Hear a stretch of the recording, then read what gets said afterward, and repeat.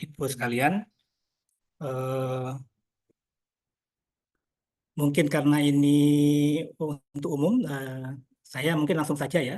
Eh, Selamat sore untuk rekan-rekan sekalian. Eh, Kami dari PLN Indonesia Power akan mencoba apa ya, share knowledge mungkin ya atas proyek kami eh, BMPP atau Batch Mobile Power Plant Nusantara 1, karena nanti ada BMPP N2 dan N3 yang sedang dalam proses konstruksi.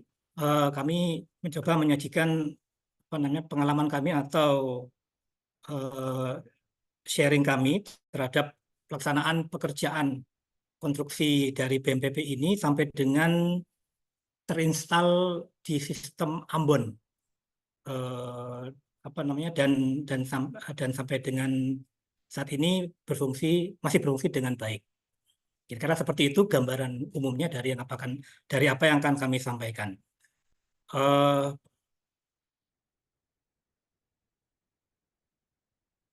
saya lanjutkan. Oke, jadi background BMPP ini memang adalah salah satu program strategis dari PLN, bahwa dalam pengembangan pembangkit di Indonesia itu menyatakan perlunya suatu mobile power plant yang sifatnya mobile, bisa diinstal dan dirakit dengan cepat, maksudnya bersandar dan bergabung dengan sistem itu cepat, baik itu mungkin dalam bentuk barge. Barge itu anu ya, kapal tongkang gitu ya, semacam kapal tongkang kalau kami bilang, ataupun dalam bentuk truck mounted, ataupun dalam bentuk kontainer. Nah, MPP yang dimaksud itu ditujukan untuk pertama memenuhi kekurangan pasokan daya listrik dalam suatu sistem tertentu. Sistem ini boleh kami bilang maksudnya sistem ketenaga listrikan di wilayah tertentu. Eh, Terutama mungkin yang apa namanya di Indonesia Timur, terutama ya di Sulawesi ke timur, seperti itu. Tapi tidak menutup kemungkinan juga di Pulau-Pulau Kalimantan ataupun Sumatera. Eh, yang sifatnya sementara, sebelum pembangkit utama yang biasanya dalam apa namanya apa namanya di rencana umum pembangkit tenaga listrik yang di set oleh PLN itu beroperasi. Hal ini biasanya diakibatkan jika proyek-proyek tersebut mengalami kendala, terlambat, sehingga sistem yang harusnya ada pertumbuhan, sehingga apa namanya, jika tidak ada penambahan karena satu proyek itu terlambat, itu maka akan mengakibatkan suatu adanya pemadaman. Kira-kira seperti itu secara umum. Jadi kita membuat MPP, Mobile Power Plant, itu tujuan pertama adalah seperti itu. Yang kedua, tentunya kita tahu bahwa di Indonesia Timur itu banyak sekali pembangkit sewa dan mesin-mesin yang sudah tanda kutip umurnya puluhan tahun, dan tentunya itu efisiensinya sangat rendah. Dan tujuan kita adalah jika mobile power plant bisa bergabung di sana untuk apa namanya menggantikan, maka tentunya efisiensinya otomatis lebih lebih naik, efisiensi di pembangkit tersebut. Yang ketiga adalah menaikkan reverse margin system. Tentunya cadangan daya itu tentu akan bisa lebih meningkat, karena kita tahu bahwa satu sistem itu diperlukan reserve margin, karena namanya mesin pembangkit tentunya akan ada yang di maintenance ataupun rusak ataupun sebagainya. Nah, itu untuk menjaga kehandalan sistem kelistrikan di daerah tersebut, ujung-ujungnya adalah mendukung meningkatnya rasio elektrifikasi. Itu sudah pasien. Nah, bagaimana dengan BMPP yang akan kita bahas ini? BMPP ini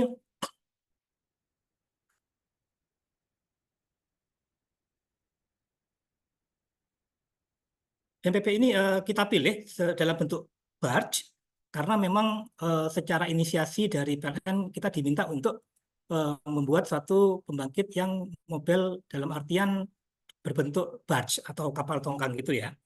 Eh, kami tekankan dalam bentuk barge, bukan model kapal yang memiliki kemudi ataupun mesin penggerak dan nahkodanya, bukan, tapi hanya berupa barge. Dan itu sudah kita studi dalam bentuk FS dimulai tahun 2016, dan di tanggal 23 2019 itu kita mulai yang namanya NTP atau Notice to Proceed, dimulainya proyek ini. Target kurang lebih 2 tahun, dan di tahun 2022 di bulan April 2002 ini kebetulan ada situasi ya. Jadi awalnya BNPP yang akan kita bangun, BNPP Nusantara 1 yang akan kita bangun itu awalnya peruntukannya ada di Kolaka, Sulawesi Tenggara.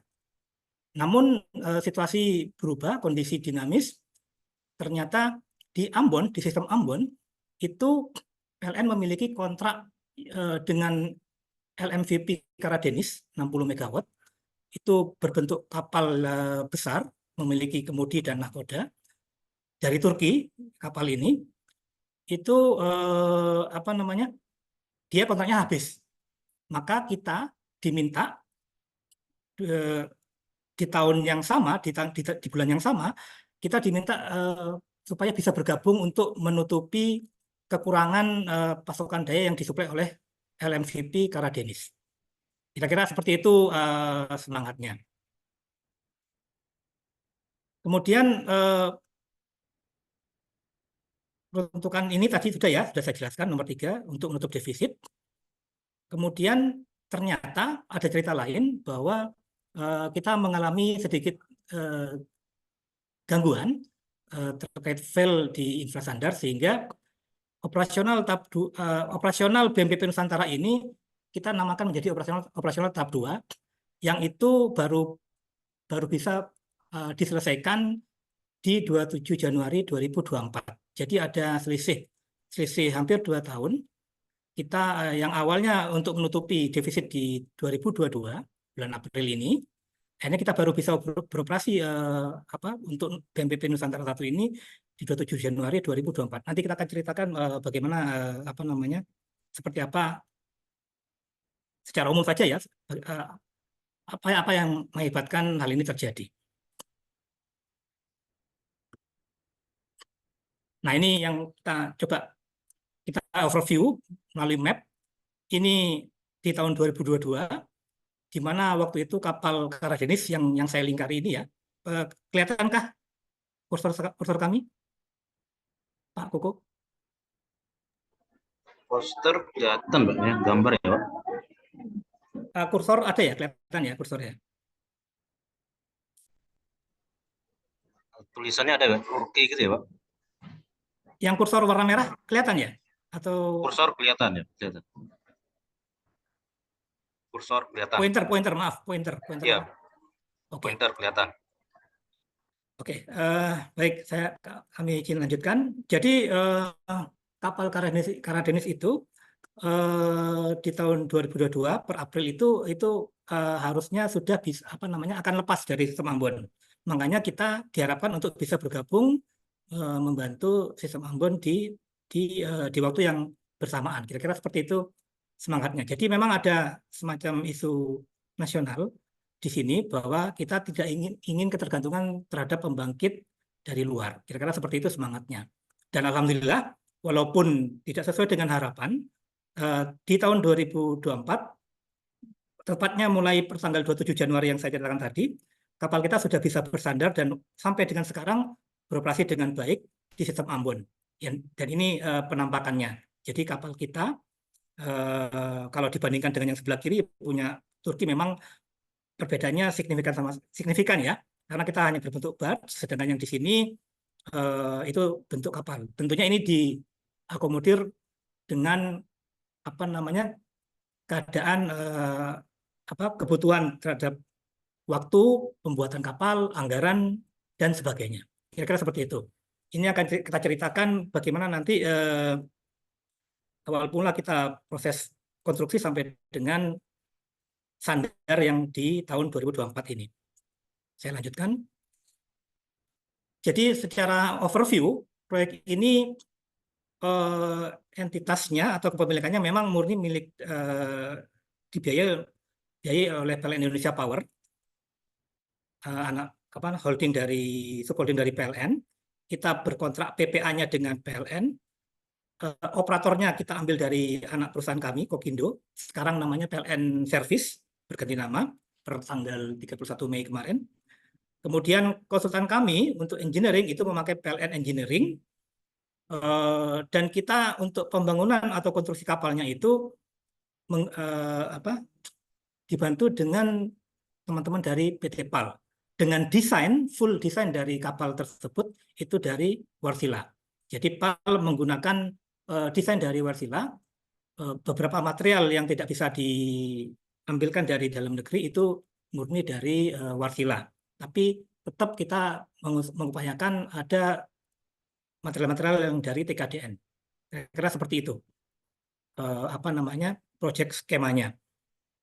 Sedangkan keterangan-keterangan di sini itu nilainya kurang lebih hampir 1 triliun ya, 900 sekian miliar. NTP-nya mulai tanggal 23 Oktober 2019. Spesifikasi engine itu mesin Wärtsilä 20V34DF dengan dengan keluaran 9760 kW, kurang lebih 9,7 megawatt ya.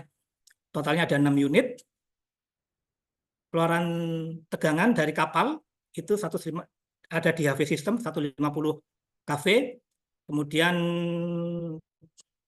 current output-nya 470 ampere, sekitar seperti itu, power factor 0,8. Nominal speed-nya ada di angka 750 rpm. Dan overspeed-nya di angka 900. Kemudian untuk spesifikasi barge, itu panjang 72, lebar 27, kedalaman kurang lebih 7,9 atau 8 meter. LWT-nya kurang lebih 3.700 ton, DWT-nya 6.000 ton, total kurang lebih gabungannya adalah 9.763 ton. Hampir 10.000 ton berat kapal ini. Kemudian kalau kita lihat perdetilnya lagi, ini adalah data-data saja. Sudah saya sampaikan. Nah, generator per unitnya ada di angka di maksimumnya 12.200 kVA, rated power faktornya 0,8, nominal voltage-nya 15 kV, current-nya 470 ampere dengan frekuensi 50 Hz, insulation class-nya di spesifikasi F, cooling tab-nya air cooled, enclosure-nya IP23, kemudian kita juga memiliki 2 unit trafo. Jadi dari 6 engine, 3 engine ke 1 engine pertama dan 3 berikutnya bergabung ke 2 trafo yang berikutnya. Jadi ada 2 trafo, masing-masing berdaya 38.000 kVA atau 38 megavolt ampere. Cooling tab-nya oil natural air force.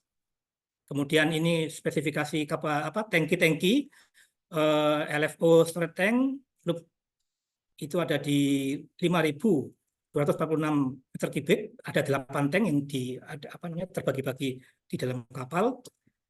LFO overflow tanknya ada 2, totalnya di 2.100 meter kubik.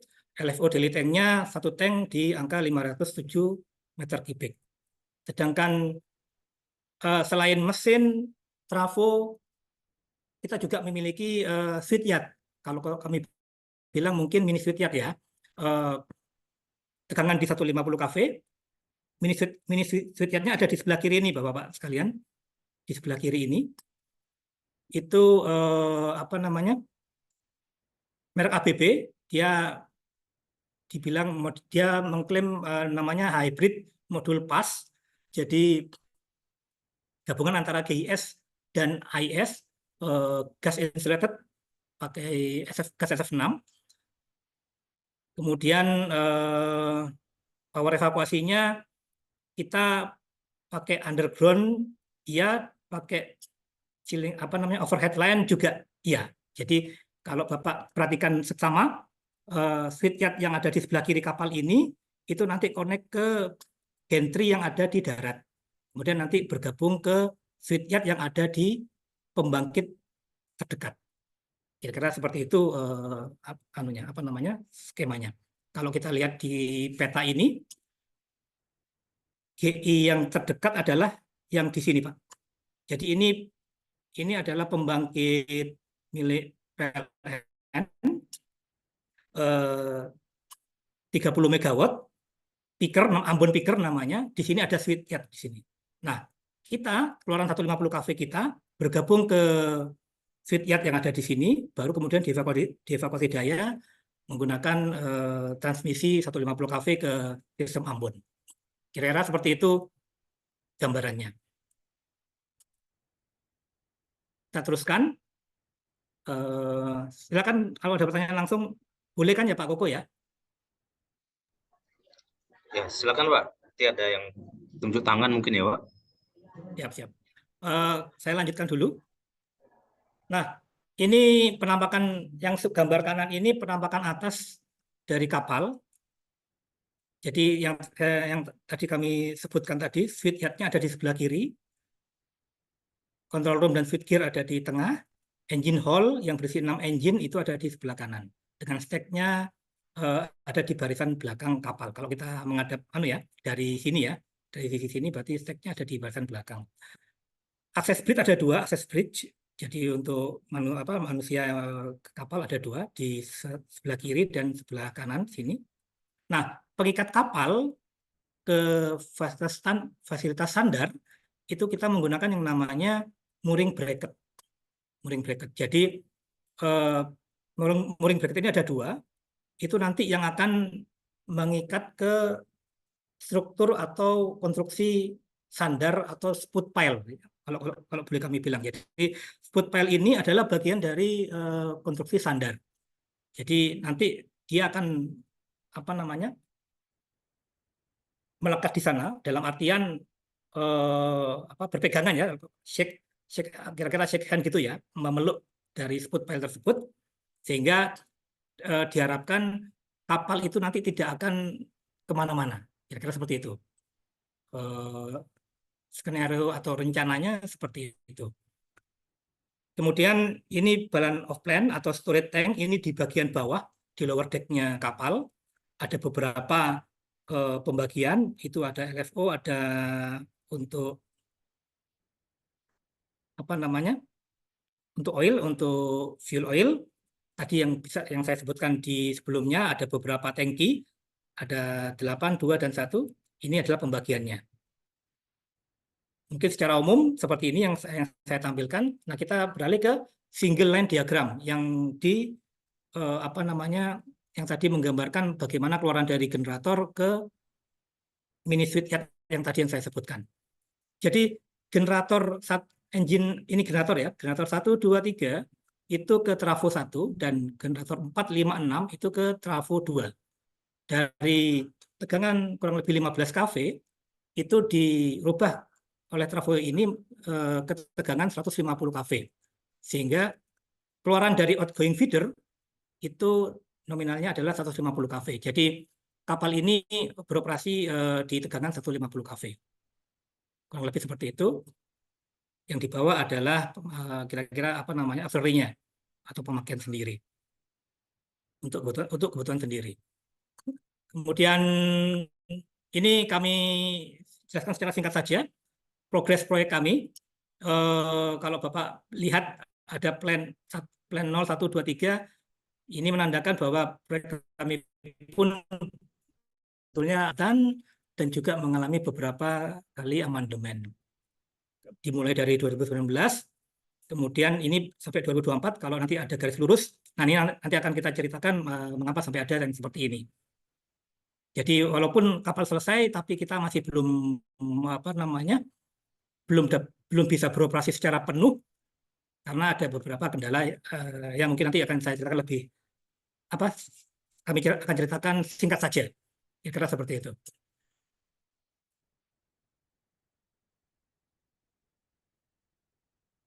Ini proses konstruksi kami di PT PAL Indonesia di Surabaya. Jadi saat pengangkutan trafo, ini gambar-gambar konstruksi waktu di galangan kapal. Maaf, saya ulangi dari awal. Ini saat block erection ya. Jadi plat-plat itu disusun untuk jadi suatu rangkaian kapal sehingga membentuk struktur kapal yang kokoh dan kuat. Kemudian instalasi equipment-nya, kemudian ini juga block erection, second block erection. Jadi ini diinstal di sana. Ini main engine-nya datang, ini trafo, ini engine-nya sudah didudukkan di atas kapal.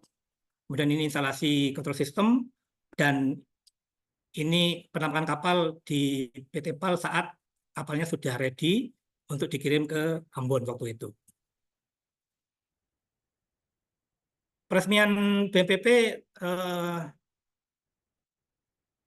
seperti ini, tanggal 28 Januari 2022.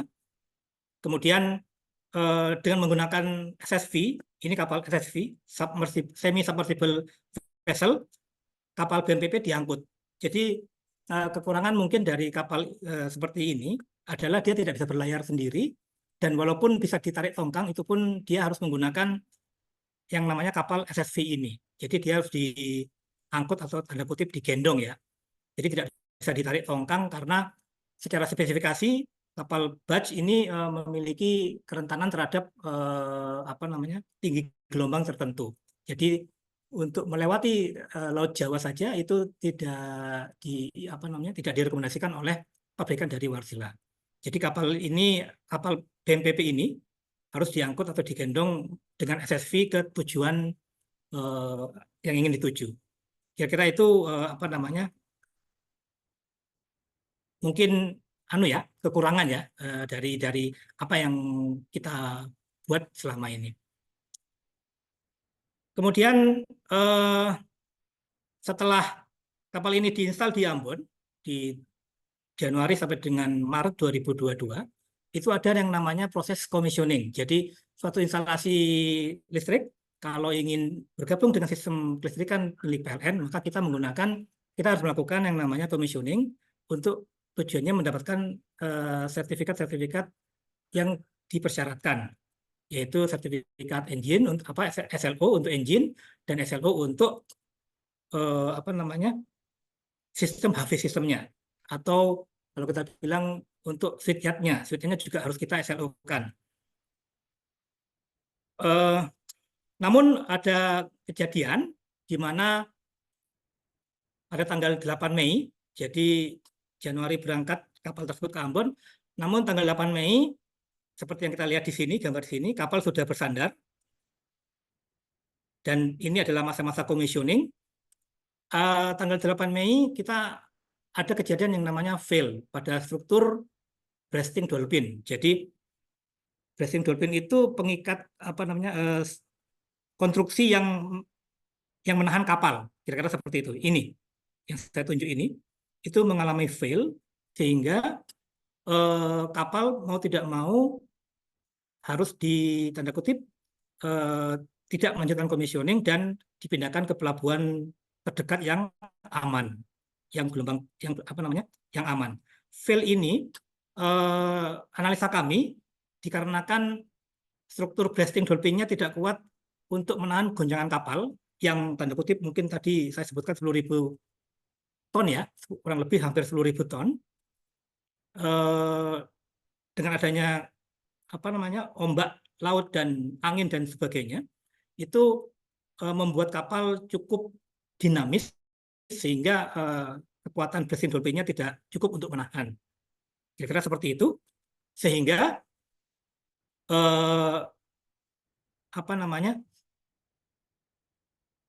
kegiatan bergabungnya kapal ini ke sistem Ambon menjadi tertunda.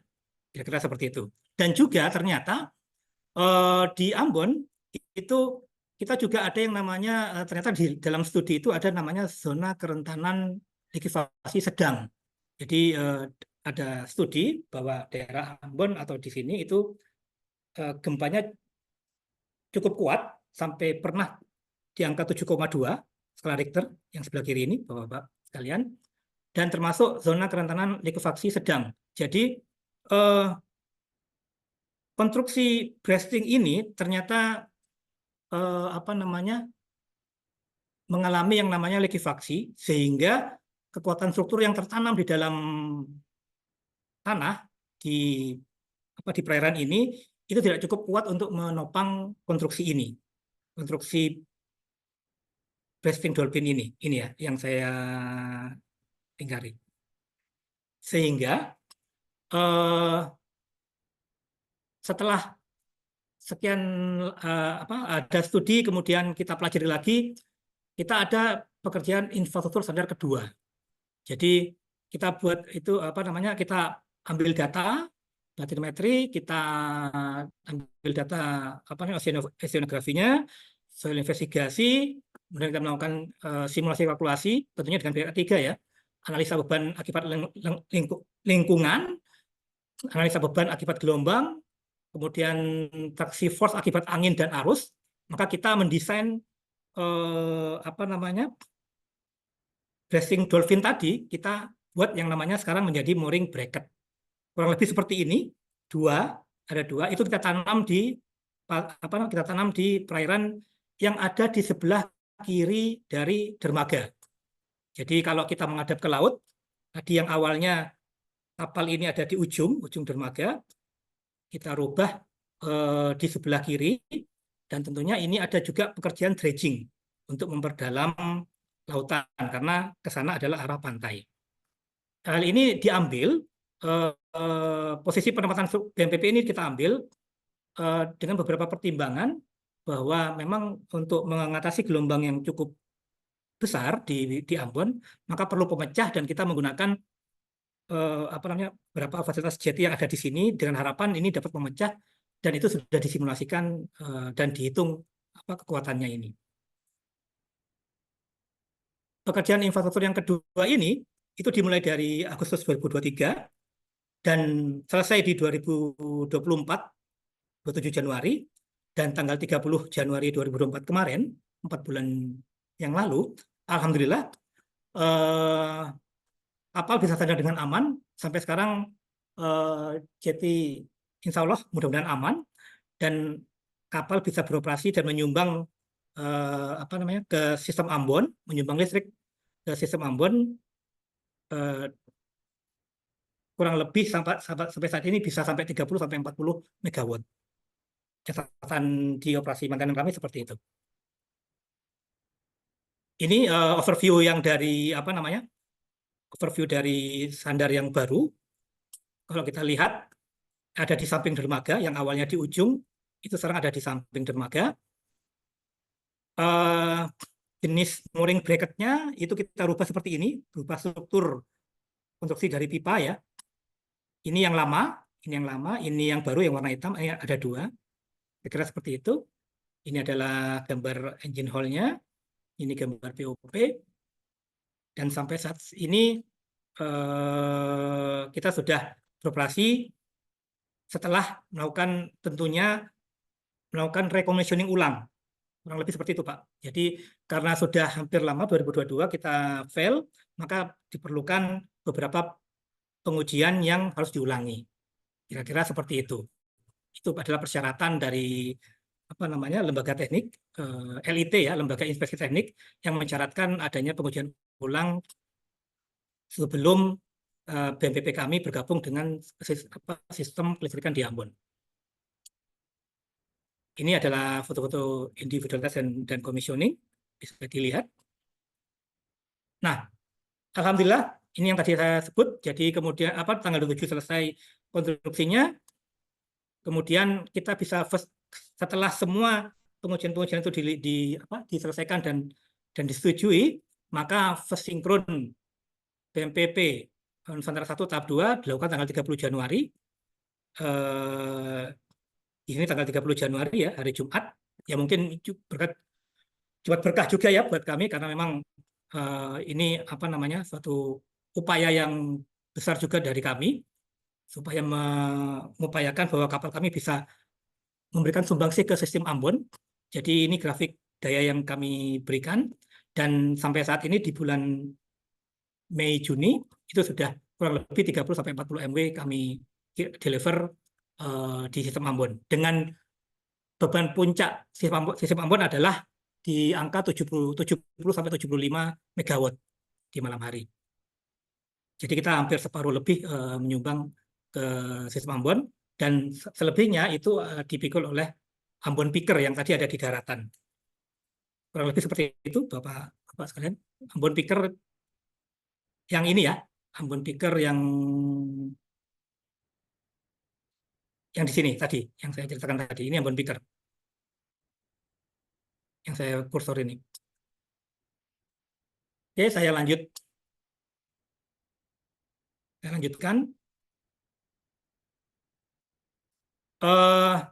Ini hanya status commissioning kami, karena tentunya kalau kami sudah sinkron dan beroperasi, tentunya kami sudah melakukan semua tahapan pengujian, mulai dari first smoke, load step, reserve power, kemudian uji keandalan atau RR ya, atau yang dinamakan reliability run.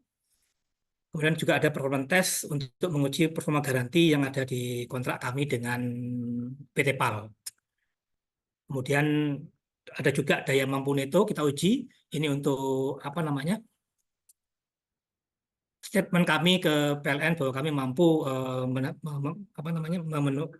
akan memenuhi mampu netonya sedemikian rupa ke PLN. Seperti itu kira-kira.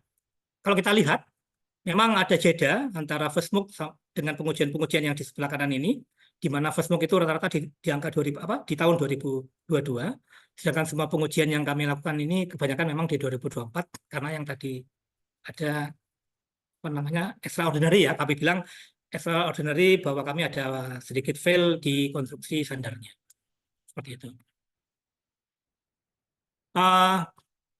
Ini sertifikat yang sudah keluar terakhir di 18 April. Jadi kami memang sudah resmi bergabung dan layak untuk beroperasi. Kira-kira seperti itu, dan apa namanya, ini beberapa sertifikat yang kami capture. Ada 11 SLO, ada 11 sertifikat layak operasi, baik itu untuk engine, baik itu untuk trafo, maupun untuk bayi-bayi yang ada di shipyard. Sedangkan untuk sertifikasi kapal itu juga kami memiliki, jadi ada juga sertifikasi kapal, jadi semacam STNK-nya kapal gitu ya. Kalau di rumah kita mungkin ada STNK atau BPKB-nya kendaraan bermotor, ini kapal juga memiliki sertifikat tersebut, cuman mungkin tidak kami tampilkan di sini. Mungkin itu Bapak Ibu, sehingga dari pengalaman kami atau sharing dari aktivitas kami di proyek BMPP ini, kami mungkin ada beberapa lesson learn, tapi kami ambilkan apa namanya dua lesson learn ini yang mungkin kami anggap sesuai dengan tajuk yang kami sampaikan dari awal tadi sampai sekarang, bahwa kami memang sebagai holding dari PLN, sebagai holding pembangkitan, kami memang concern terhadap utilisasi BMPP. Karena kalau kita lihat setelah fail konstruksi apa namanya pengikat kapal, itu kapal kami praktis tidak beroperasi. Jadi utilisasinya rendah. Jadi kami mengambil tema utilisasi ini, bagaimana utilisasi ini supaya optimal. Karena kalau kita melihat ke konsep atau filosofi dari pembuatan BMPP itu adalah dia bersifat mobile dan segera cepat untuk bergabung dengan sistem tertentu dan terencana, kira-kira seperti itu. Maka kita menyarankan improvement-nya adalah untuk BMPP, karena tadi dia tidak bisa melewati laut yang dalam, kemudian harus menggunakan SSV, di mana SSV ini atau submarine vessel ini juga harus order sebelumnya, dan di dunia ini hanya beberapa kapal yang bisa menjadi SSV. Itu kita menyarankan mungkin diadakan sistem clustering untuk BMPP ini. Jadi kalau misal dia ada di sistem Ambon, mungkin dia atau mungkin di Kolaka di Sulawesi Tenggara, mungkin dia berpindah-pindah tempatnya itu di sekitar perairan tersebut atau di sekitar perairan di pulau tersebut. Jadi tidak sampai melewati apa namanya perairan yang dalam.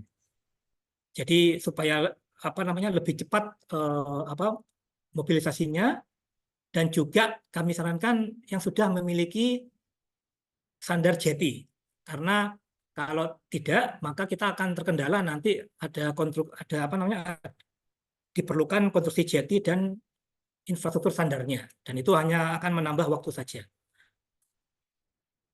Kemudian improvement berikutnya mungkin ini harapan kita semua mungkin ya, kita mungkin akan bangga jika Indonesia bisa memiliki yang namanya floating power plant yang berbentuk kapal seperti punya Karadenis yang tadi, yang punya apa, yang punya negara Turki tadi. Jadi ada mesin engine pendorongnya, punya nakoda, dan itu lengkap sehingga bisa mandiri tanpa menunggu SSV, dan apapun order kebutuhan daya listrik yang mendesak di pulau manapun ataupun di sistem manapun yang itu terdesak, kita akan bisa berangkat dan akan lebih cepat untuk koneksinya. Kira-kira seperti itu lesson learn yang mungkin terkait dengan utilisasi, karena memang ini concern kami di sisi kami di pembangkitan. Mungkin itu saja yang bisa kami sampaikan. Terima kasih. Mungkin kalau ada pertanyaan mungkin kita lanjutkan ke sesi berikutnya. Terima kasih Pak Koko, saya kembalikan. Baik, terima kasih Pak Dodi.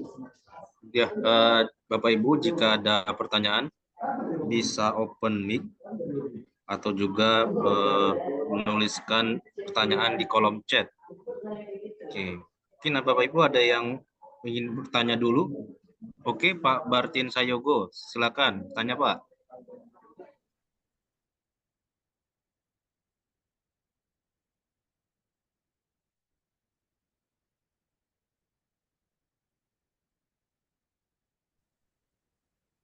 Terima kasih.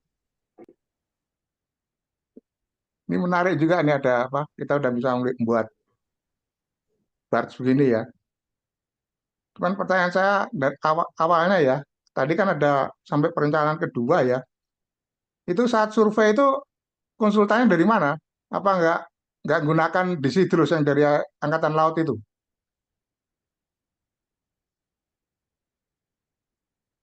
Kok bisa datanya nggak pas itu loh?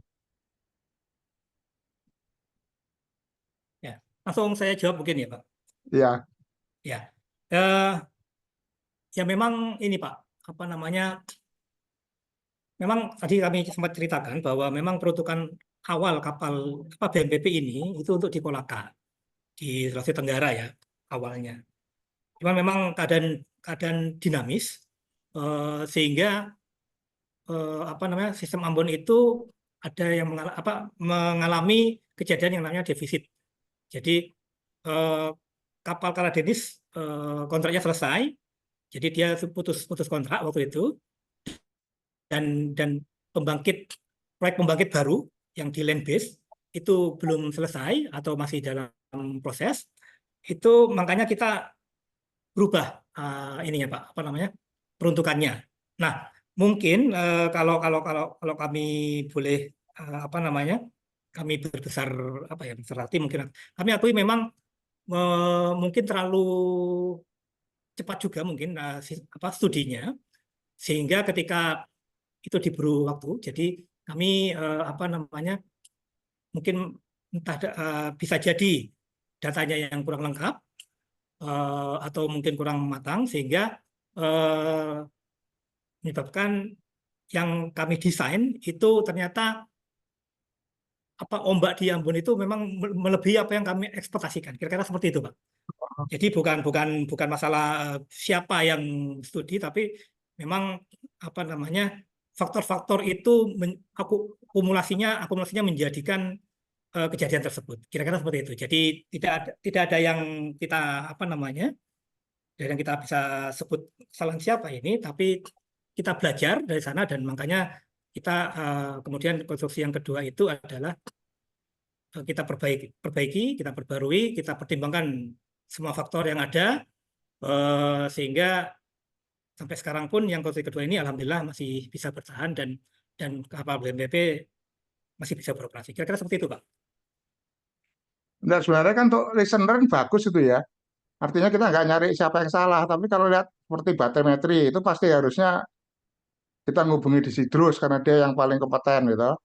Kemudian yang masalah ombak, arus segala macam itu datanya yang paling lengkap kan pasti dari perhubungan laut itu. Kan dia punya itu apa? Rekaman bulanan maupun tahunan masalah itu. Apa waktu itu nggak terbaca atau nggak dikumpulkan ya? Saya juga rada aneh juga tuh masa surveinya Ya, nggak di ya, ya, ya kan? iya. Tadi kan betul, Pak, betul. Jadi tadi kan Pak bilang tidak menyalahkan yang siapa ya, yang apa faktor apa yang. Iya.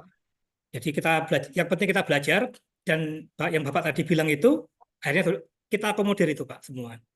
Oh, sekarang Dan jadi ya, lebih dan bagus sekarang saja hubungannya sama perhubungan laut sama itu Desidrus itu karena mau nggak mau kalau dengan laut kita harus kerjasama dengan itu.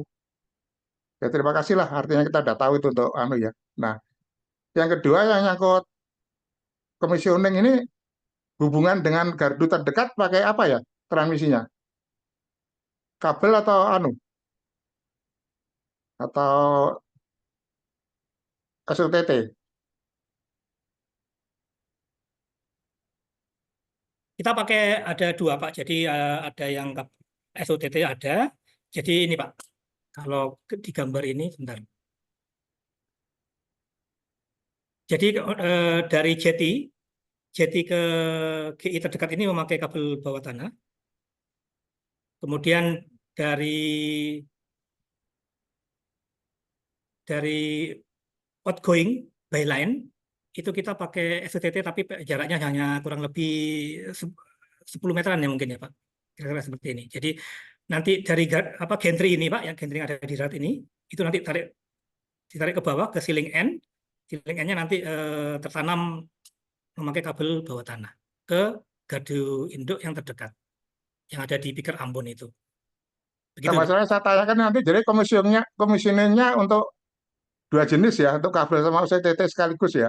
Oh pasti Pak, itu sudah kita antisipasi. Jadi kalau tadi yang saya sebutkan SLO apa saja yang ada Nah, di soalnya ini gantry kan kami itu. masalahnya kan sama sekali nggak nyinggung proteksi nih. Kalau ada dua gitu berarti kan proteksinya agak beda itu, karena terutama yang terbuka itu kan jadi proteksi petirnya harus lebih bagus itu. Oh sudah Pak, itu sudah kami pertimbangkan dan itu Oh, sudah nah di sini apa nggak namanya dicantumkan sih sudah soalnya di ya. ya. Aman. Tidak Pak, jadi memang Jangan sampai terjadi loh itu kalau kan nanti bisa detail walaupun pendek itu akan bisa kesamber itu iya. ya sudah Pak. Jadi insya Allah sudah kami pertimbangkan semua yang untuk terkait proteksi. Eh, dan tentunya Pusertif sebagai lembaga inspeksi tekniknya kan juga sudah apa namanya mengeluarkan sertifikat itu sudah mempertimbangkan ini semua, Pak. Ya bagus lah. Nah, kemudian yang terakhir ya, ini karena di laut terbuka kan, ini proteksi terhadap korosinya pakai apa? Gimana? Kan banyak yang baja itu. Ya pakai apa namanya Pak? Aduh, saya lupa namanya. Jadi lupa. Pakai cat itu, cat khusus. Cat itu ya. Kemudian untuk konstruksi standarnya memakai cathodic protection seperti itu. Oh, pakai katodik juga ya. Iya Pak, ada juga. Tapi seperti kayak transformator kan nggak bisa, dia harus dicat itu. Iya betul betul. Oh, Jadi jadi ada dua Pak. artinya udah ada kombinasi ya. Iya, itu kami gunakan dua-duanya Pak. Ya, cuman perlu itu dievaluasi aja tiap karena korosif itu bisa ganas ini, bisa tiba-tiba keropos tuh nanti. Pasti Pak, itu nanti OM kami, anak perusahaan kami PT Kokindo, itu sudah kopi terkait hal tersebut. Ya udah, terima kasih lah, bagus lah.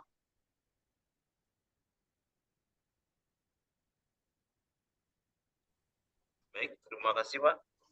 Ini ada pertanyaan dari kolom chat Pak, dari Pak Bagus Wija. Dilihat dari penyediaan daya yang cukup besar dari BMPP, kenapa tidak langsung saja membangun pembangkit di darat? Karena jika barge dipindahkan, suplai daya akan berkurang cukup besar. Ya, saat ini di sistem Ambon memang sedang dalam proses pembangunan apa namanya PLTMG. Kalau nggak salah 60 megawatt sama Pak nilai angkanya. Yang itu base apa namanya baseline. Jadi bentuknya di darat, land base ya, dan itu karena tidak sesuai dengan rencana di RUPTL PLN, maka kapal ini yang menjawab kebutuhan tersebut, Pak. Jadi kalau kita ketahui, memang kita tidak bisa memungkiri proyek-proyek tidak sesuai dengan waktu yang dijadwalkan, sehingga ketika itu terlambat, pengerjaannya tentunya akan ada defisit. Nah, defisit itu yang akan kita kejar, Pak, melalui kita tutupi. Makanya kegunaan dari mobile power plant seperti yang saya cantumkan di awal, filosofinya itu yang menjadi yang akan menutupi kebutuhan-kebutuhan tersebut. Saya kira seperti itu. Ini ya. Nah, ini Pak. Jadi memenuhi kekurangan personel listrik dalam waktu cepat dan bersifat sementara. Dan untuk informasi, jika tahun depan selesai proyek PLTMG 60 MW yang milik PLN, itu rencananya memang kapal ini akan dipindahkan ke Kolaka, ke tempat awalnya, karena di sana kemungkinan sudah akan beroperasi smelter yang ada di Kolaka tersebut, sehingga memang fungsinya itu menutupi dan bersifat sementara. Kira-kira seperti itu, Pak.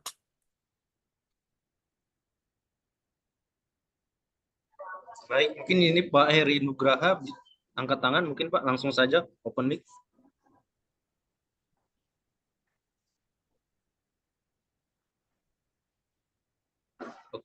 Oke, mungkin suaranya nggak masuk, Pak.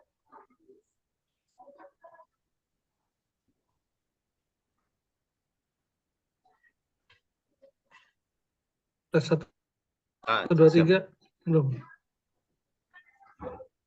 Sudah, Oke, Pak. masuk, Oke. Pak. Baik, terima kasih atas kesempatannya. Mohon izin bertanya Pak Dodi terkait dengan syarat-syarat pemenuhan sertifikat layak operasi ataupun pada saat commissioning itu kan ada reliability run serta full speed no load misalnya itu ya, pengujian pada beban-beban yang maksimum dalam jangka waktu yang lama. Nah, bagaimana dengan kondisi pembebanan di sistem Ambon tersebut, Pak? Apakah waktu itu ada kendala atau memang tersedia bebannya gitu, Pak? Atau memang ada skenario sehingga pembebanannya kalau tidak terpenuhi bagaimana solusinya? Barangkali itu pertanyaannya Pak Dodi. Terima kasih. Ya, untuk pembebanan dalam commissioning itu memang sudah kita konsultasikan dengan tim P2B di Maluku, di Ambon ya, sistem Ambon diwakili oleh P2B Maluku dan Maluku Utara.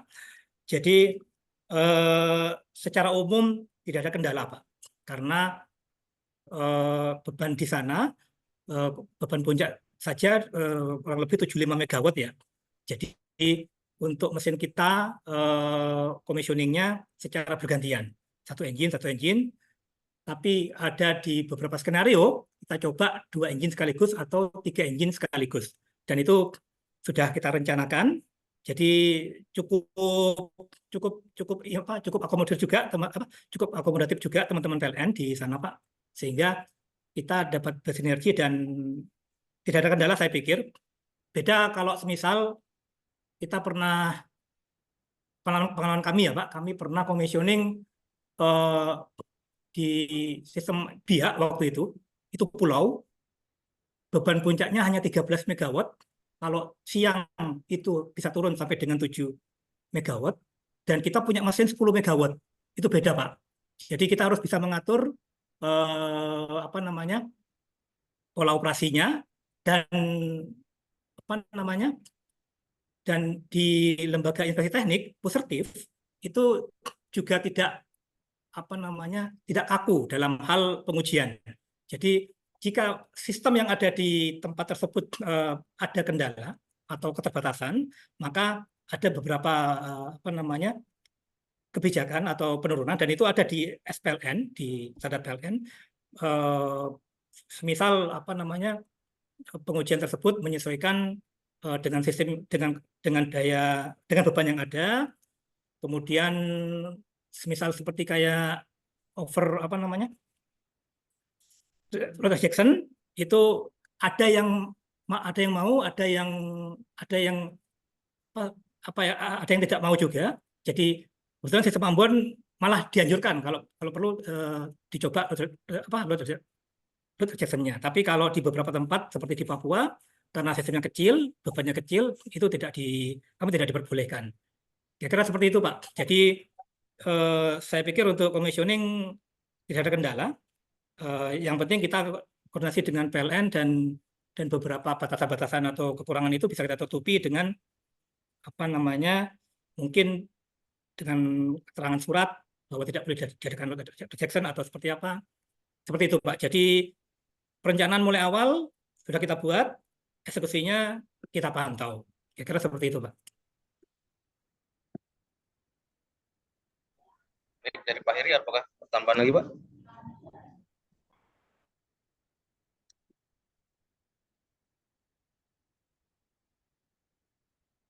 Cukup Pak, terima kasih. Jadi lancar ya. Jadi pada saat commissioning tidak ada kejadian di tengah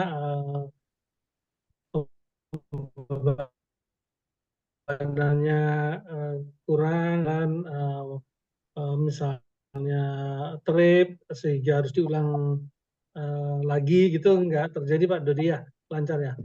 Baik Pak, terima kasih penjelasannya sangat clear. Baik, Pak Dodi. Ini ada pertanyaan dari kolom chat. BMPP untuk maintenance atau docking seperti apa, Pak? Interval waktu dan prosesnya bagaimana? Terima kasih, Pak. Tolong diulangi, Pak. Tadi di kami putus-putus ini. Ya, mungkin ini dari Pak Ismail ya, Pak. BMPP untuk maintenance atau docking seperti apa, Pak? Interval waktu dan prosesnya bagaimana?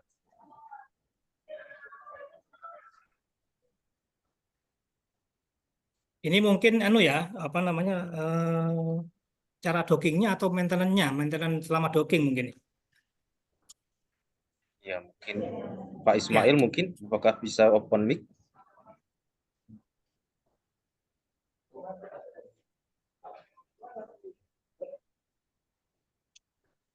Ya, mungkin cara dockingnya, Pak. Ya, untuk cara dockingnya kami meminta bantuan dari bandar sah yang ada di Ambon, Pak. Jadi kaptennya pun juga apa namanya ada spesifikasinya. Kami minta bantuan mereka untuk mengarahkan kapal sehingga ketika sandar pun itu alhamdulillah ya Pak lancar juga. Jadi tidak ada kendala yang berarti, walaupun dengan tonase yang sangat berat besar ini ya.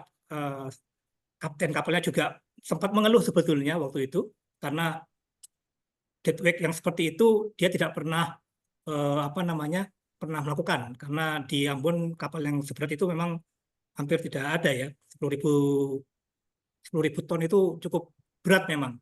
Jadi ketika docking kita menggunakan kapal tongkang, 2 kapal tongkang. Kekuatannya saya lupa waktu itu, tapi cukup kuat waktu itu dia untuk mengarahkan atau melawan arus ataupun angin yang ada. Dan kita memang melakukannya saat subuh, Pak. Saat subuh ketika lautan tenang.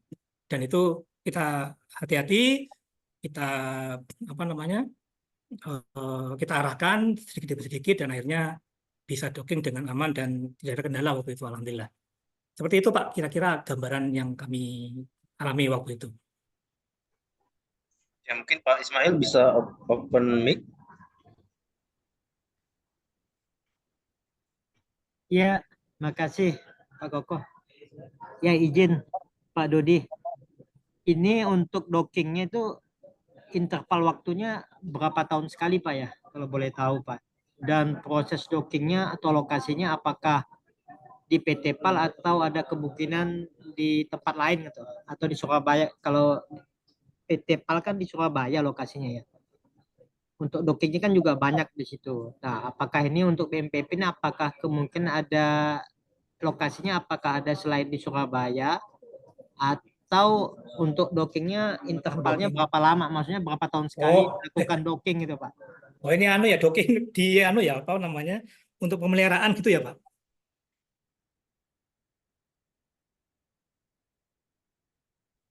Ya, mohon maaf tadi yang saya jawab itu berarti yang tambat ya, maaf. Proses tambat. Saya pikir kalau untuk docking yang ada di Indonesia memang sepertinya untuk kapasitas ton yang sampai dengan 10.000 DWT itu apa namanya sepertinya yang di PAL ya mungkin yang memungkinkan ya Pak. Kami belum tahu apakah di tempat lain bisa melakukan apa docking untuk pemeliharaan atau seperti apa. Dan untuk intervalnya berapa tahun sekali, eh, mungkin kami akan cari dulu Pak informasinya karena saya belum dapat belum pegang itu untuk informasi docking eh, mengenai docking kapal. Mohon maaf tapi nanti saya coba carikan dan nanti mungkin akan saya sampaikan melalui pesan langsung gitu ya, Pak Arifin ya. Ya, Pak Dodi. Ada satu lagi Pak pertanyaan untuk saya dengar juga IP juga akan membangun BMPP 2 Pak yang rencana lokasinya di Kolaka Pak ya. Itu apakah dengan learning yang Bapak sampaikan tadi ada 2 item ya lesson learn ya.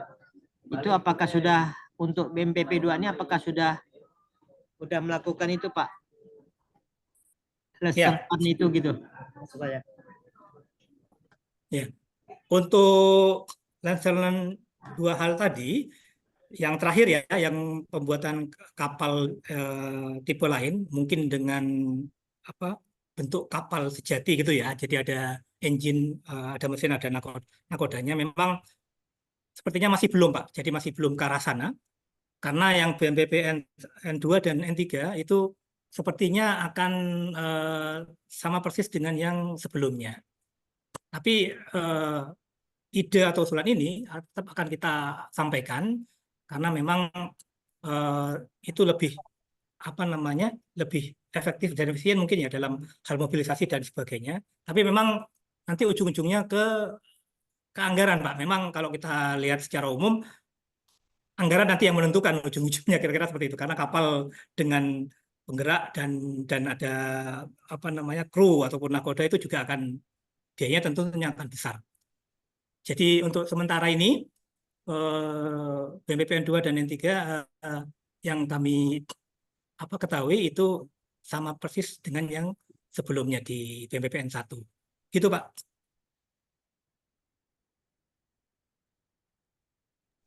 Mungkin dari Pak Ismail, apakah tanya lagi Pak? Ya, terima kasih Pak Dodi tadi ya. Ya Pak, mungkin juga perlu dipertimbangkan juga Pak ya terkait dengan docking tadi itu kan kalau tongkang kan dia hanya di daerah tersebut jadi di lokasi tersebut. Kalau untuk docking itu kan untuk maintenance-nya kalau misalnya di Surabaya itu kan tadi kan Bapak bilang kan juga perlu menggunakan SSV ya. Itu kan juga terbatas ya. Nanti juga BMPP 2, BMP 3 kan juga sama itu. Tidak mempunyai mesin sendiri gitu. Jadi harus di bawah pun digendong pun harus menggunakan SSP ya. Mungkin itu sih dipertimbangkan untuk maintenance untuk kapalnya sendiri ya, bukan maintenance engine nih. Kalau maintenance engine kan itu kan mesinnya Wärtsilä ya, terutama untuk maintenance untuk di kapalnya yaitu di lambung kapal ya, yang harus anti korosi juga itu ya. Ya Pak, Atau Pak Ismail makasih. ada usulan atau ide Pak, semisal nih untuk masukan untuk kami docking yang terdekat di daerah Indonesia Timur di Sulawesi atau di Maluku Papua gitu. Belum ada Pak, saya Pak kebetulan saya kemarin sempat set visit Pak di PAL kemarin. Kebetulan saya juga ya yang kita tahu ada 4 di sana ya untuk dockingnya. Di PT PAL sendiri ada 4. Cuma saya juga pernah juga diskusi bahwa untuk PT PAL sendiri itu tidak ada lokasi selain Surabaya Pak untuk docking gitu Pak. Jadi kemungkinan untuk dockingnya itu pun harus ke Surabaya sepertinya. Dengan kondisi tersebut kan mungkin ya tadi kan harus menggunakan SSP tadi kan, SSP ya itu kan juga jumlahnya juga terbatas dan khusus juga itu mungkin jadi pertimbangan gitu juga. Baik, terima kasih Pak Ya, masukannya. makasih Pak Dodi. Baik, terima kasih Pak Ismail. Tadi Pak Bartin Sayogo angkat tangan Pak. Mungkin akan tanya lagi atau gimana Pak? Ya, ini maaf nih, tadi ada kelupaan. Itu yang saya ketarik, kan gardunya pakai JIS hibrida ya, hybrid ya. Iya Pak. Itu yang JIS apa aja? Itu ada by coupler, bentar. By line, by trafo itu memakai, kalau kita nyebutnya pas modul ya Pak. Oh, Kalau di ABB itu dia menyingkatnya produknya power itu breakernya out udah. Breakernya pakai anu juga, JIS. ABB juga. Iya, apa namanya? Gas insulated Pak, gas insulated di dalam satu modul gitu. Jadi kebetulan kebetulan ini gambarnya kurang detail, saya nggak punya gambar yang detail. Tapi eh, dia di apa namanya di webnya ABB itu dia menyebutnya sebagai pas modul. Jadi kalau sebentar ya, Pak. Singkatannya itu intinya dia gabungan dari GAS dan IAS. Klaimnya dia seperti itu. Dan memang lebih ringkas, lebih apa namanya, lebih kecil, jadi tidak memerlukan space yang sangat besar untuk menampung dua bay trafo, kemudian coupler maupun byline. Wah, Nah itu ini perlu Pak. distandarkan itu, di SPLN kan itu, kalau nanti berhasil. Soalnya kan hybrid ini biasanya kan di daratan ya, di kapal ini mah agak complicated itu, iya. Tapi Siap, bagus siap, nih siap. kalau ada pengalaman bisa di SPLN kan itu. Boleh Pak, masukannya nanti coba akan kami pertimbangkan karena Iya, memang ini karena dengan serba baru semua memang ini baru semua nih Pak. pertimbangan untuk rugi ya. Sama ada satu masukan, Pak, ini masalah power factor ini loh. Seingat saya di grid code-nya Kementerian SDM bukan 0,8 ya, 0,9 loh 0,9, itu Pak. 0,9 Iya, Pak. terlalu Dia kan rendah itu. iya. Ya. Itu Mengingatkan aja yang baru ditambahkan saja dinaikkan. ya kemampuan waktu kami komisioner memang 0,9 Pak. Itu kan hanya tulisan di speknya si apa namanya? Di Oh, kemampuannya di mesinnya Pak. jadi sudah Jadi dinaikkan 0,9 ya. naikkan Jangan Pak sampai karena dilanggar itu. PLN juga nggak mau Pak. Iya, pasti nggak mau Iya, nyambung nanti. dia nggak Kan mau Pak. ngerusak sistem itu ya. Betul, betul. Sudah Pak. Jadi kalau kami bilang sudah beroperasi dengan normal, ya tentunya semua yang apa kami sudah apa namanya istilahnya mengakomodir kepentingan pihak-pihak gitu Pak, termasuk juga Iya. faktor ini. Ya harusnya Sudah Pak. komisi ini nggak lulus ya. Nggak ada 0,9. Betul Pak. Kalau nggak gitu nggak akan mau PLN untuk menerima. Sudah Pak, sudah aman. Memang singkat kami 0,9 waktu itu. Ya terima kasih dah. Bagus lah. Nah, Baik, ini ada pertanyaan di kolom chat dari Pak Arvedin Abrara. Izin bertanya, mungkin ini bisa diulangi lagi untuk pengujian biasanya itu pengujiannya seperti apa Pak? Terima kasih. Pengujian untuk commissioning ya. Ya benar. Secara umum memang pengujian-pengujian yang dipersyaratkan oleh LIT kami, yaitu Pusertif, itu ada beberapa pengujian baik itu apa namanya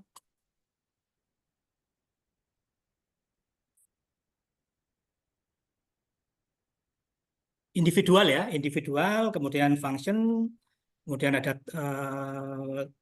tes-tes intertrip, semuanya Pak, baik itu yang di mechanical, electrical, itu kami penuhi semua. Tapi secara umum, jika individual test itu sudah dilakukan, function test sudah dilakukan, maka kita berani yang namanya first move. Jadi engine sudah dites semua komponen-komponen pendukungnya, kemudian parameternya sudah kita uji individu, maka first move. Jadi ini menunjukkan bahwa mesin sudah bisa beroperasi walaupun full speed no load. Seperti itu. Nah,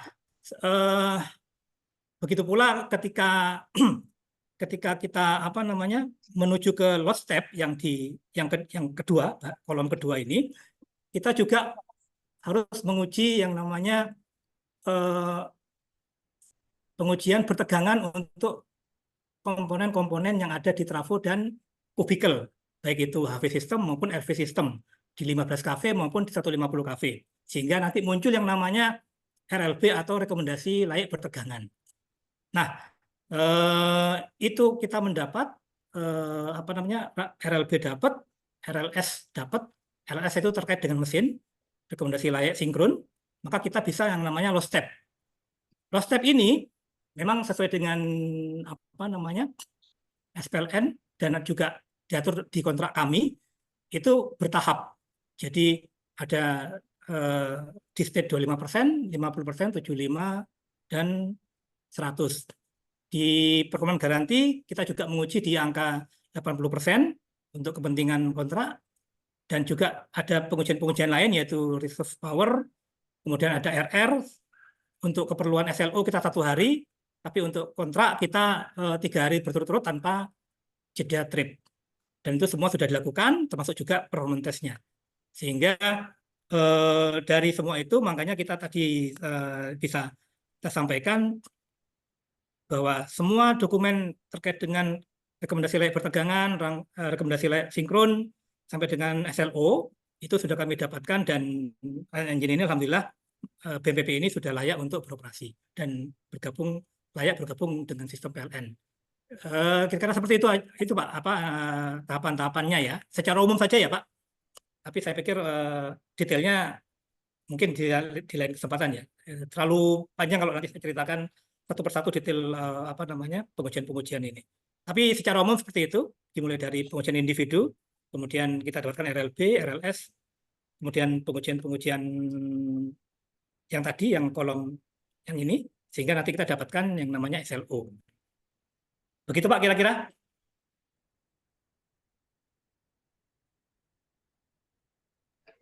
Baik, mungkin ini ada pertanyaan yang mirip lagi Pak.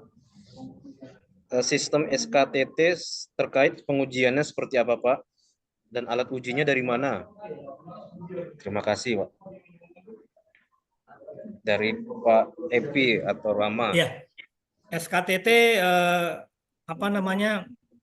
saya mungkin agak detailnya mungkin agak lupa ya. Tapi yang pasti pengujian minimal ya, seperti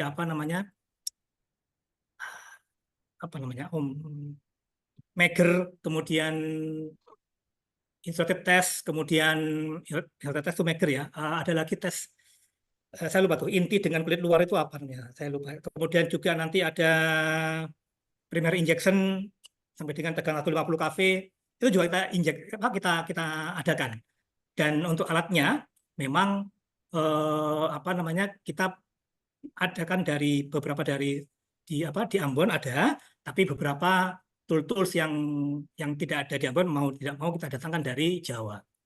Seperti itu Pak. Tapi kita upayakan semua karena itu persyaratan untuk mendapatkan SLO. Untuk detailnya mungkin tidak saya sebutkan di sini ya, karena memang terlalu banyak item yang dites. Untuk SKTT secara umum seperti itu, mulai Mager, kemudian tes kulit keluar dari kabel itu ya, saya lupa namanya apa itu, primary injection ada, kemudian continuity juga ada, macam-macam Pak, dan uji bertegangan terakhir ya, uji bertegangan 1x24 jam. Jadi melihat apakah ada parameter yang terganggu ketika dibebani maksimum dan dalam jangka waktu tertentu. Seperti itu Pak secara umumnya. Baik, ini dari Pak Bagus. Bagaimana penanganan limbah sekitar area? Terima kasih Pak. Oke, limbah kita memang karena ini kapal ya, kami ada dua.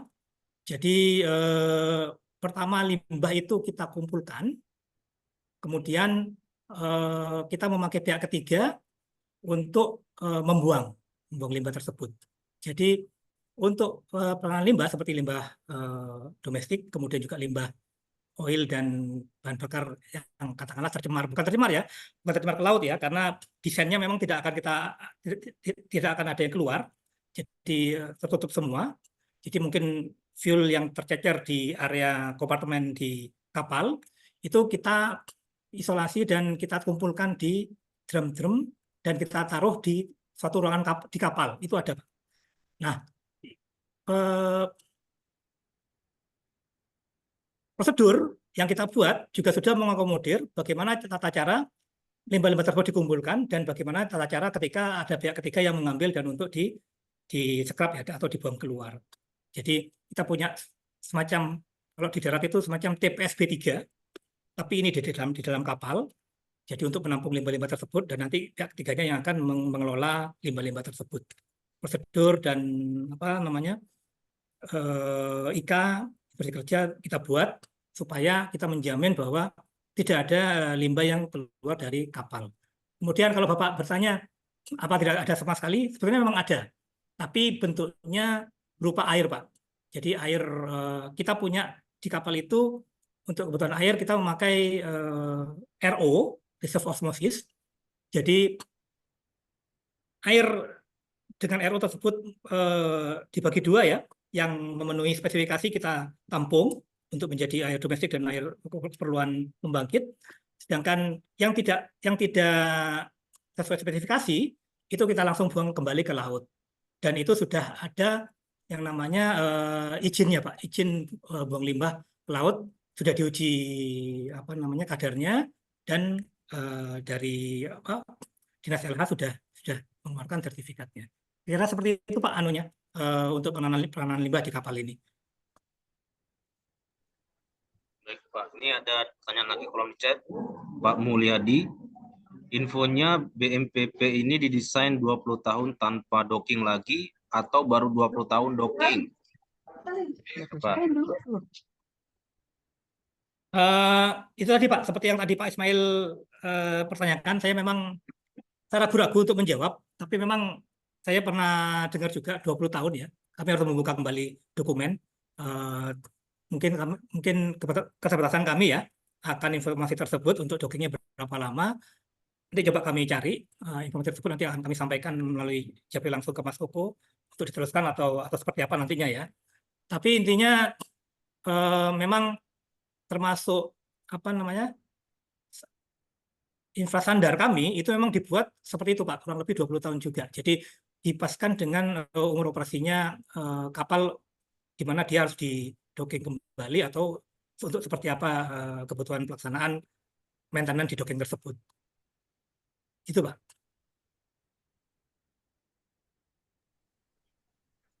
Baik, mungkin begitu ya. Baik, mungkin ada pertanyaan dari Pak Insinyur Gasing. Bagaimana hubungan kontrol dengan SCADA atau pengatur beban? Ya, ini yang memang menarik nih Pak untuk kita bahas ya di forum ini. Jadi memang sistem-sistem di Indonesia Timur itu tidak sama dengan di Jawa. Jadi kalau di Jawa itu dispatcher bisa sampai dengan mengontrol pembangkit. Levelnya beda ya. Maaf saya agak lupa itu levelnya. Tapi untuk di sistem Ambon itu yang ada jadi mesinnya itu dia memiliki kemampuan untuk mensensing frekuensi dari sistem, sehingga nanti itu akan difeedbackkan ke kontrol dari engine. Dia mampu untuk mengatur daya dengan catatan bahwa engine tersebut sudah disetting ke yang namanya isokronus. Seperti itu, Pak. Jadi ada 3 mode yang mesin Wärtsilä ini. Pertama dia base load. saya lupa namanya, ya semacam baseload gitu ya, semacam baseload. Kemudian dia apa namanya? Saya jadi maaf saja. Yang tahap kedua itu dia ada batasan 5% naik turun. Nah, yang terakhir itu adalah yang isokronus. Isokronus itu dia bebas. Dia bisa bebas, dia bisa berinteraksi dengan frekuensi sistem, dan dia bisa apa namanya hunting, menyesuaikan dengan frekuensi yang ada. Jadi itu untuk apa mode pembebanan, sistem pembebanan yang ada di Ambon, di sistem Ambon. Kalau untuk sekadanya itu juga sudah settle Pak untuk di sistem Ambon. Jadi memang P2P di Maluku dan Maluku Utara itu mensyaratkan bahwa pembangkit yang bergabung di BMPP harus ada komunikasi SCADA. Jadi SCADA yang apa namanya, SCADA yang dikirim ke dispatcher itu menampilkan data, tapi yang kami ketahui ini ya Pak, yang kami ketahui dia masih belum bisa untuk interrupt ataupun memberikan perintah langsung dari dispatcher ke pembangkit. Jadi hanya sebatas memberikan informasi sistem di kami ya, frekuensi, tegangan, MW dan lain-lainnya. Nah, antar GI, karena kami memiliki switchyard, kita sebut GI ya di kapal, dengan GI sebelah itu juga ada sistem interkoneksi untuk proteksinya. Jadi proteksi antar GI kami menggunakan fiber optik. Jadi itu juga apa namanya membantu menjamin apa namanya keandalan dan keamanan ya dari BMPP maupun dari sistem di Ambon, baik itu transmisi dan gardu-gardunya. Seperti itu Pak. Apa namanya kalau boleh kami ceritakan bagaimana pembebanan yang ada di Ambon dan juga apa namanya sistem komunikasi SCADA yang ada di sistem Ambon. Seperti itu.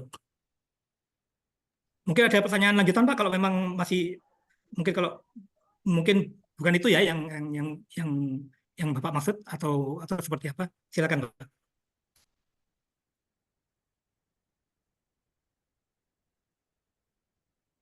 Baik, mungkin dari Pak Insinyur Gasing, apakah masih ada pertanyaan atau sudah menjawab, Pak?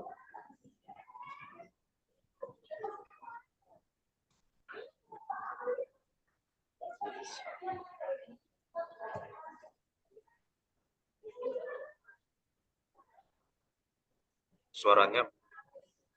Enggak. Oke. Siap. Oke, masuk, Pak. Tidak ada suara. Oh, sudah bisa bersuara. Terdengar suaranya Pak. Silakan. Ya, saya kira cukup Pak. Ya, kasih iya. Karena memang itu kan kalau gardu kan pasti ada hubungannya dengan pengatur bebannya. Sudah cukup saya kira. Karena Baik Pak, terima kasih. Baik, Pak, ini ada pertanyaan lagi dari Pak Heri Asnanta. Untuk terkait operator, apakah ada sertifikat khusus mengingat BMPP beroperasi di atas kapal atau tongkang? Terima kasih, Pak. Ya, sertifikat untuk penguasaan pembangkit ada Pak. Untuk yang kapal saya khawatir saya belum bisa menjawabnya ya Pak, karena keterbatasan saya belum bisa menjawab.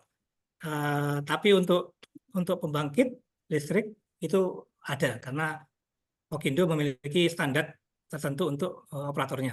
Tapi untuk yang di atas kapal, saya khawatir saya masih belum punya jawaban untuk itu, Pak. Mohon maaf, nanti coba kami carikan informasinya lebih lanjut. Baik, Pak.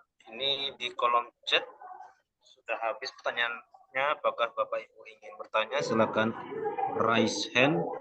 Silakan. Maaf, saya bisa nambahkan lagi dikit ya.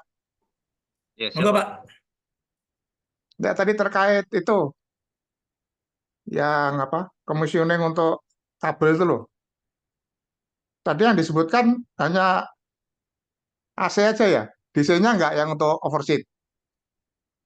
Nah, iya Pak, itu Pak oversheet namanya. Saya masih baru ingat. Oh, jadi dua-duanya jadi jadi dua-duanya ya. Jadi yang overseat diuji yang pakai Pak, DC yang untuk sama kabel sisi luar itu ya. ya. Kalau yang satu kan untuk insulasi itu Ya, yang 24 jam itu. betul. Betul, Pak. Maaf, maaf. Ya, itu yang saya maksud overseat tes itu Ini ya kalau berarti nggak salah ya. Ya, nggak dilakukan sudah, anu Pak. ya, nggak dilakukan partial discharge ya. Ini Sepertinya akan tidak, datang Pak. Tidak ada. dicoba aja ya. Soalnya kan sekarang ada alat portable-nya partial discharge. Itu yang lebih akurat itu untuk anu tahu insulasinya bagus atau enggak. Mungkin setelah sekian tahun pengoperasian mungkin ya, Pak. Tapi saya ingat Enggak kami, juga. Ini untuk after installation. Jadi setelah dipasang di standar malah tapi harus anu ya bentar. kesepakatan. Tapi karena antar PLN sebenarnya kesepakatannya kan lebih bagus dan lebih baik. Jadi kalau di standar itu untuk kesepakatan antara si kontraktor sama penggunanya. Tapi kalau di PLN mestinya kalau memang itu lebih bagus kan untuk mengetahui insulasinya kan daripada nanti baru aja dipasang jebol gitu. Nah ini Mas masalahnya kan saya lihat kan kompetensinya di Komisi Uning karena coba dicek aja hasil di Ya, chart itu coba ya. ya, Mungkin ke depannya saya lupa harus lupa lebih ingat itu, Pak. bagus itu. Iya. Ya. Kalau nggak megang Komisi Uning saya nggak bakal tanya. Saya ingat kami memang Pak Richard, saya cek dulu ya, Pak. Saya juga lupa karena kan memang kita melakukan commissioning itu 2 kali ya. Jadi di Ada tahun itu di anu aja. di Kalau di kabel kan 2022, kalau kita pakai IC yang 60840 itu ada after installation. Cuman harus berdasar kesepakatan. ya coba nanti kami cek dulu ya, Pak, terkait yang Ya. Pak Richard sambil sambil mungkin Jadi nanti dicek aja itu menjawab ya di pertanyaan lain. IC 60840. Cari aja. Kan commissioning after installation itu.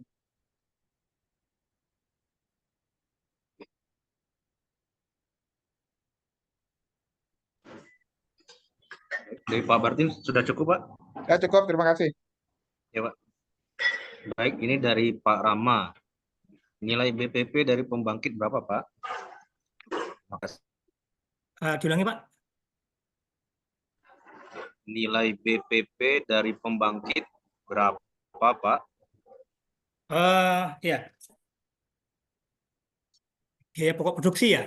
Kalau kita melihat ke tipe-tipe mesin diesel yang pada umumnya itu memang kurang lebih hampir di angka 2000-an mungkin ya. Saya kurang bisa memastikan nilainya. Tapi memang cukup mahal. Tapi memang seperti itu faktanya karena memang dengan apa namanya biaya produksi rata-rata di Indonesia adalah 1.600. Memang di Indonesia Timur kita memakai mesin diesel itu cukup besar tinggi nilainya sehingga kita menggunakan metode semacam apa namanya subsidi silang yang dari Jawa yang kebanyakan dari batu bara dan gas itu bisa menutupi biaya-biaya yang ada di Indonesia Timur. Kalau untuk detailnya saya mungkin bisa menyebutkan ada di angka 2000-an mungkin ya Pak, 2000-an sekian gitu ya. Saya kurang takutnya nanti salah angka-angkanya.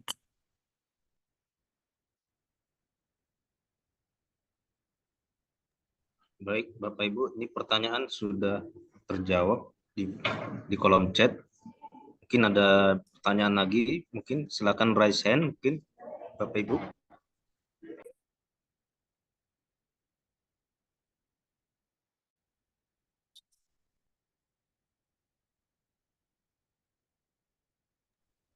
Baik, mungkin sudah tidak ada pertanyaan lagi ya. Mungkin Pak Dodi, jadi kan tadi ada pertanyaan-pertanyaan yang belum bisa dijawab. Apakah share informasi kontak atau bagaimana Pak mungkin yang bisa di-share mungkin Ya. atau email atau gimana Pak?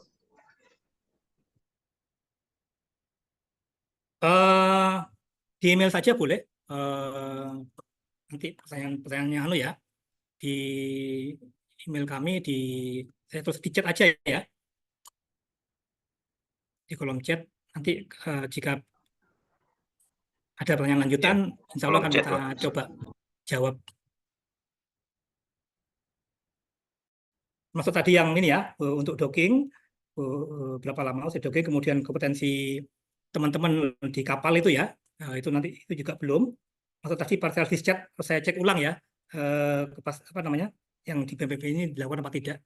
Eh, karena memang saat yang kan kita commissioning 2 kali ya, jadi di 2022 itu kita lakukan commissioning, dan di 2024 karena itu namanya recommissioning ulang, itu kita hanya melakukan commissioning yang sifatnya apa namanya penting, seperti interstrip, kemudian proteksi, fungsi tes yang alat utama, dan itu pun tidak semua.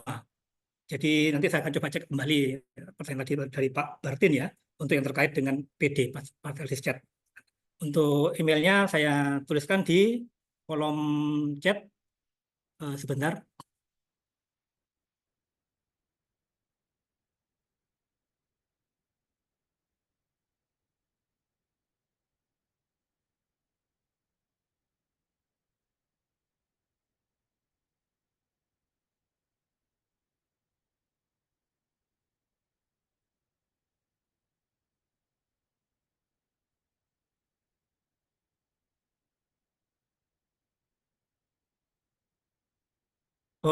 Pak Koko, saya kok jadi anu ya, ini Pak, share kalau bisa chatnya Pak, sebelah mana ya?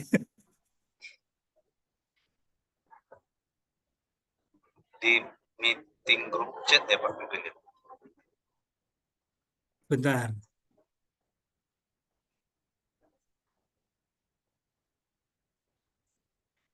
Atau Mas Koko bisa anu ya, email saya dodi.azhar@plnindonesiapower.co.id. Di dot DOD ya, DODY ya, .azhar Azhar @plnindonesiapower.co.id.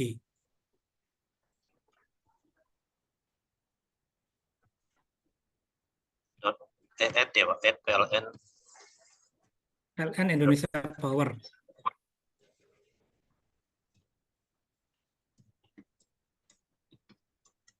.co.id Pak. Iya,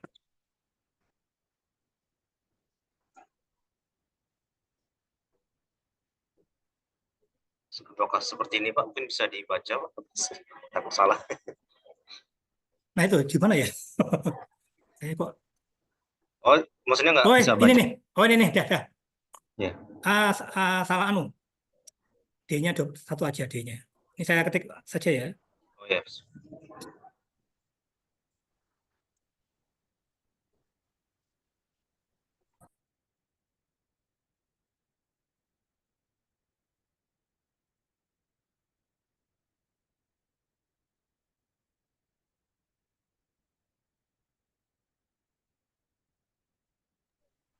Baik, mungkin sudah ada ya Bapak Ibu. Jika ingin bertanya lebih lanjut, bisa melalui kontak email ya yang ada di kolom chat. Yang paling terakhir ya. Ya, yang terakhir. Ya, mungkin ini sudah pukul jam 5 lewat ya Pak. Sudah mau maghrib di sebagian daerah Indonesia. Mungkin kita tutup Pak untuk webinar hari ini. Terima kasih Pak Dodi untuk sharingnya. Oh, ini ada Pak Dikonci. Masih bertanya Pak?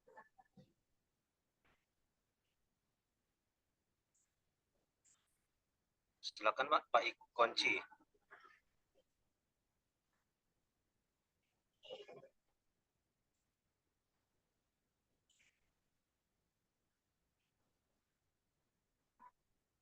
Oke, mungkin suaranya belum masuk ya Pak.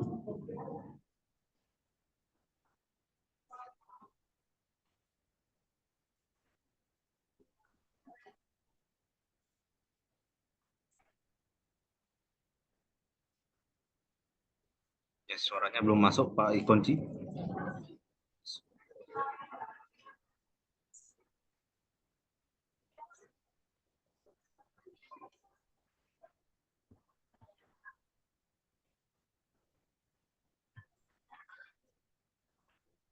Ya, mungkin kita tutup ya, Pak. Suaranya belum berhasil masuk. Mungkin bisa di kolom chat gitu. Ya, kita tutup ya Pak Dodi. Ya, terima kasih. Ya. Ya. Ya, terima kasih atas presentasinya, bagus sekali ya, banyak pertanyaan juga. Ya, Bapak Ibu, salam sehat ya. Semoga jaga kesehatan di saat kondisi saat ini ya. Jika kami ada kesalahan, kami mohon maaf. Ya, saya ucapkan Assalamualaikum warahmatullahi wabarakatuh. Waalaikumsalam warahmatullahi wabarakatuh. Terima kasih semuanya. Sampai ketemu kembali. Ya, siap. Terima kasih semuanya. Terima kasih.